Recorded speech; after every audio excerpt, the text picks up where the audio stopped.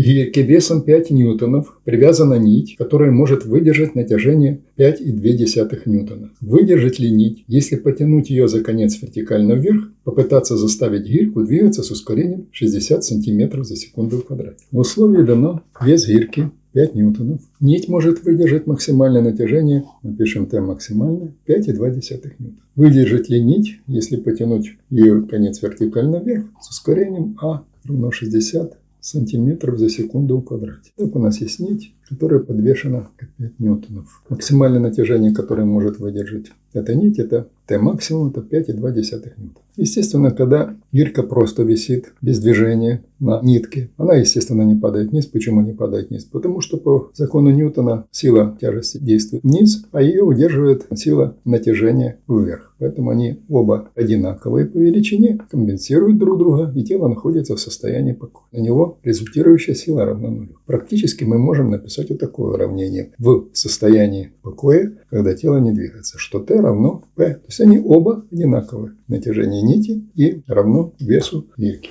Теперь, если мы будем двигать эту гирьку вверх с соответствующим ускорением, для того, чтобы получить ускорение, надо, чтобы была какая-то сила. То есть ускорение без силы не получается. По второму закону Ньютона ускорение связано с силой, поэтому где-то силу нужно взять. Где мы ее берем? Нить тогда будет натягиваться сильнее. Почему? Потому что часть этого натяжения нити будет компенсировать вес, а вторая часть, которая останется от него, будет поднимать эту гирьку вверх. Мы можем вот так написать, что Т в таком случае минус P равно m на A. Это натяжение, новое натяжение нити, когда двигается тело вверх с ускорением а P постоянно на одинаково. T должно быть немножко больше, чем вес, для того, чтобы создать ускорение по второму закону Ньютона. Итак, давайте посчитаем, какое будет Т, если будет двигаться эта гирька вверх вот с этим ускорением. Просто посчитаем, посмотрим, что у нас выйдет. Т будет равно с этой формулой, естественно, МА прибавить П. Что такое МА? Можем вычислить, что вес гирьки связан таким образом с массой, поэтому масса будет равна P делить на G. Давайте подставим сюда, вместо массы вот это выражение получим. Т равно вместо массы P делить на G, множится на А и прибавить P. Вот это будет новое натяжение нити, если мы будем двигать ее вверх, гирьку с ускорением А. Давайте вынесем P за скобки. Здесь будет А делить на G плюс единичка. Вместо P единичка. Посмотрим, каким образом тут будут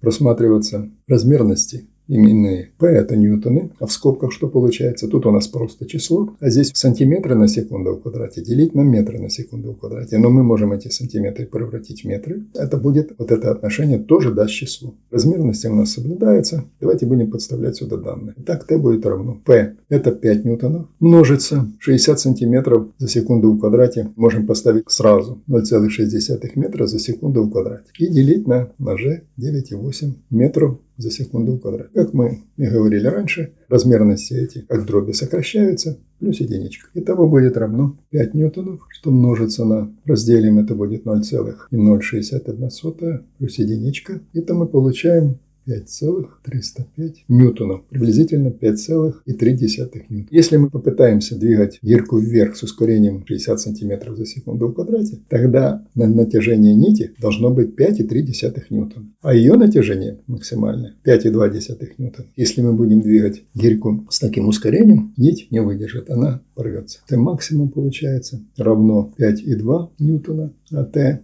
равно 5,3 ньютона. Нить не выдержит. Вот этот нить не выдержит, потому что это больше, чем максимальная возможность выдержать нить.